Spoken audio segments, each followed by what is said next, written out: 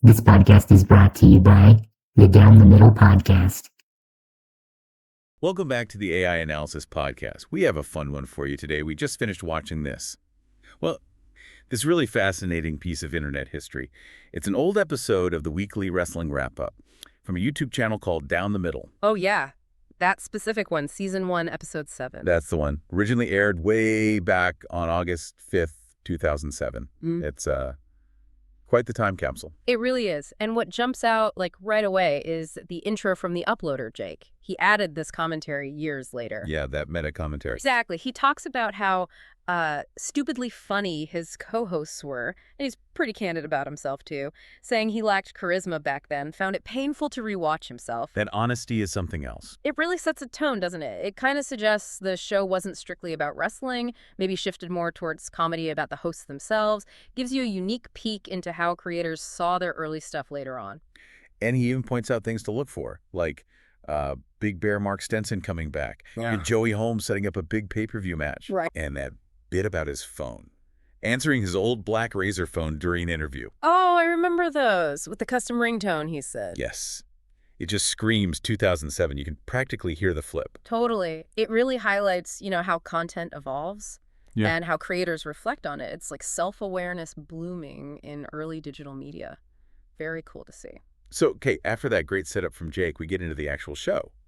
Weekly Wrestling Wrap-Up, hosted by Hot Stuff Joey Holmes and Big Bear Mark Stenson. And right off the bat, the dynamic is quirky. Joey saying his hand feels empty until Big Bear gets back. Yeah, what was your first impression of the show itself? The style? Well, like Jake hinted, it wasn't really just wrestling analysis, was it? It felt much more comedy-driven pretty quickly. Definitely. I mean, that announcement, a pay-per-view next week, featuring Big Bear versus the Asian intern nicknamed Ninja. Yeah, that's not your typical wrestling hype. Not at all. It screams comedy sketch more than sports commentary. And what's really interesting is how Jake's intro kind of hinted Joey might have gotten the timing wrong on that pay-per-view. Oh, right. Yeah, he suggested maybe there was another episode before it. Exactly. And that little slip-up, that inconsistency, it just highlights how raw and unscripted this stuff was. It wasn't polished, Which was part of the charm, I think. That imperfection made it feel more real, more relatable than slick TV productions. So then they jump into recapping WWE Raw. We hear about, the big names, Cena, Orton. And the return of Caro's Cabana, whatever that was. Yeah. Yeah. And also the news about Bobby Lashley getting injured, taking him out. But how do they handle the recap? Well, that's where their personalities really took over. Joey especially. He just dismisses matches sometimes. Like the Orton versus Slaughter match. Yeah, he called it his lamest, dumbest, most pointless match of the week. Pretty blunt. He didn't hold back. And he even admits during another match, the Crime Time one, I think, that he wasn't even paying attention to the names because he was drinking. Seriously. Yeah. It just totally underlines that comedy was way more important than, strict wrestling reporting for them. They were breaking the mold. Okay. Then we get this segment that was just wild. The interaction with Nick in training. Oh, that was amazing. This guy's supposed to be training for a match. He's trying to sell everything imaginable. A football for $50. The keys to a 2002 Jeep Liberty. Right. And throwing in a couple dogs, maybe a kitty, for free. Pure chaos. It really shows the shift, like you said, towards focusing on the cast. The personalities were the show. And the punchline. The Jeep keys are plastic. Yes. Just perfect comedic timing, even if accidental. It felt so spontaneous. And that leads right into Nick's interview with Joey Holmes. Where he just lets loose. Totally goes for it. Calling Jake Russell a no-talent bitch. Comparing him to the Miz or Orville Redenbacher. Popcorn guy. Okay. Yeah. And then he hypes his submission move, the Ramble Tangle, with that rhyme. Which was surprisingly catchy, actually. It was. And offering Joey Zebra Stripes gum. Yeah. Just layer upon layer of absurdity. And that's where the show really hit its stride, I think. These totally over-the-top characters and their interactions. It wasn't just wrestling talk. It was pure, raw entertainment. Those are the moments you remember. Absolutely. We're going to take a quick break, but stick around. We'll be right back to talk more about this classic weekly wrestling wrap-up. How's it going, everybody? It's Jake from the Down the Middle Podcast, and I'm going to take a quick moment to invite you to check out our show, which airs every other Thursday at 8:30 p.m. on YouTube. If you love pro wrestling, you're definitely going to want to check this out. We talk about the latest in pro wrestling. AEW's pay-per-views are rough, man. And it's obvious, Tony Khan is booking for Tony Khan, and it's obvious because Tony Khan has clinical freaking ADHD, but the kind where like you can hyper focus on the thing you love. He's like, I legitimately want to watch wrestling for 7 hours. It's like, Tony, Not everybody else does. hardly Yeah. anybody else does. We talk about some of our favorite things in pro wrestling. One of the best promos ever. Like, can we just say, like, I had fucking goosebumps. And here's the thing, I know it's a work, but I'm watching that and I'm like, I think MJF might have duped somebody. And we have a hot take here and there, too.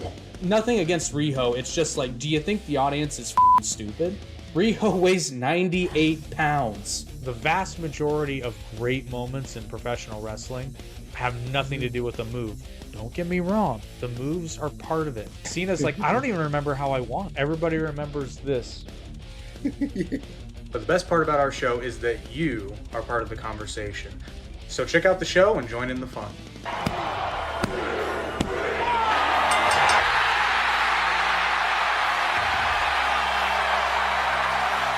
Okay, we're back. So next up in the episode, Big Bear Mark Stenson takes over for the ECW segment.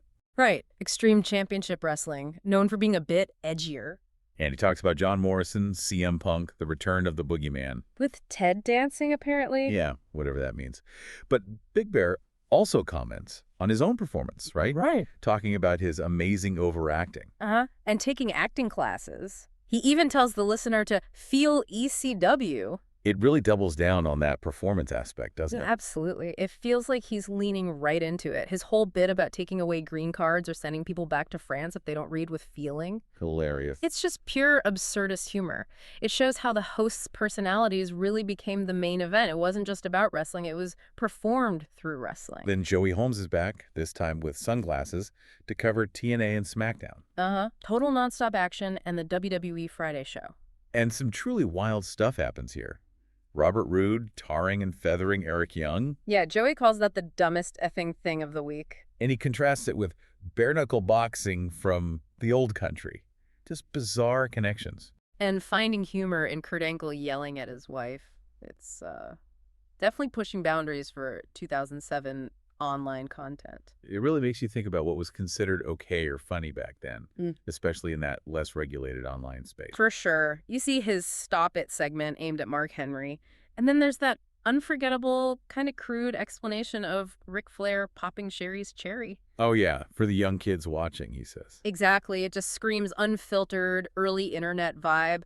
No network censors there. And then the SmackDown main event ending, with Cage causing Ric Flair to have a seizure. Which Joey also calls another lamest, dumbest thing. He wasn't shy with his opinions. It's clear the show's value was in those strong, often irreverent takes. Okay, but maybe the biggest segment of this whole episode is the exclusive interview they do with Edge. Right, who was injured at the time, had to give up the World Heavyweight title. And he comes in hot, immediately asserting dominance, saying he's won more titles than anyone, explaining his whole rated R superstar thing. She even took an X rating in America. And joking about live sex shows starring me, it's a lot. The audacity is just off the charts. But then it gets even weirder. The phone call. He takes a phone call mid-interview, interrupts himself to talk about, what was it? A bunch of kids in an apartment out in some cornfield. It's such a chaotic move. It just shatters any sense of a formal interview. Breaks that fourth wall completely. Showing how they just blurred those lines between being in character and whatever that was. But here's the kicker. Edge gets furious later when Joey seems to doze off or interrupts him. Oh, yeah, he lays into Joey. And then, like, minutes later, he takes another call himself. The hypocrisy. It's brilliant character work, in a way, even if Jake later said he wasn't proud of the portrayal. And Joey actually apologizes to him.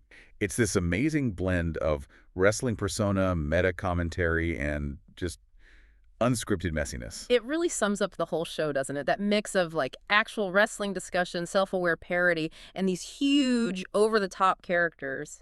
Totally. And Edge's sign-off about being bitter and coming back for what's his, it still delivers that wrestling narrative punch. Yeah, even amongst the chaos, they kept that thread going. So the show wraps up after that. Joey picks his memorable match of the week, Cena versus Shawn Michaels from WrestleMania 23. Even though he expected Cena hate for it, sticking to his guns. And then the final bit, the interview with Jake Russell himself, the uploader. Ah, the much-hyped interview, which turns out to be perfectly anticlimactic. Right. Joey asks Jake about his upcoming match with Nick, the guy trying to sell Jeep keys. And Jake just deadpans, best man's gonna win. That's it. And Joey's reaction, I'm going to the bar. It's such a great, understated, funny ending. It totally ties back to Jake's intro comment about his co-host being stupidly funny. Just lets the absurdity hang there. So looking back at this whole thing, this artifact from 2007, what does it all really tell you? Well, watching this 2007 weekly wrestling wrap-up isn't just about wrestling, or even just early YouTube history, I think. It's a really cool look at how personality-driven content got started. Yeah. Where, the humor and the characters themselves kind of became more important than the topic they were supposedly covering.